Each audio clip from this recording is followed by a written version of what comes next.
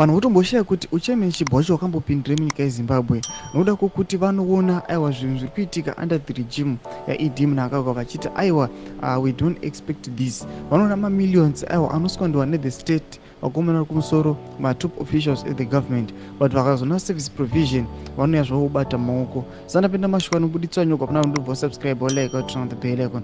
Vanoposta these touching pictures amuri kuona yeschool iri kuZhombe. Panapa vakomana vanyara vachiti this is Ntabeni primary school in Zhombe.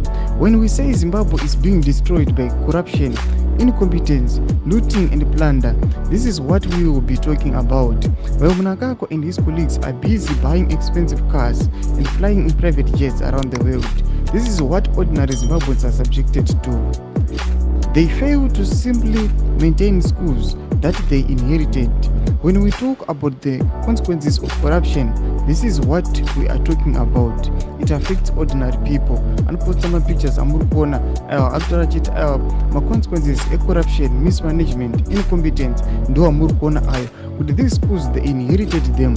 Ayo akatovakiwa nevanhu vakarula iye asati avapo, but they are failing to maintain them. They are failing to provide furniture. They are failing nyange kutoplaster mabuildings sezvamuri kuona floor iflow iri kunzi ida kudzidzirwa neZimbabwean student iyo kunzvimbo yeZhombe. Aiwa chitiko chiri very touching chatoona kuti aiwa each and every year the ministry aiwa inoset aside money yeministry of education, but toona kuti madevelopments apana anoitika, but tonoza kuti mari yashandisiwa, zvinoonekwa zvoshandiswa mari yacho hazvibatiki, hazvizi tangible.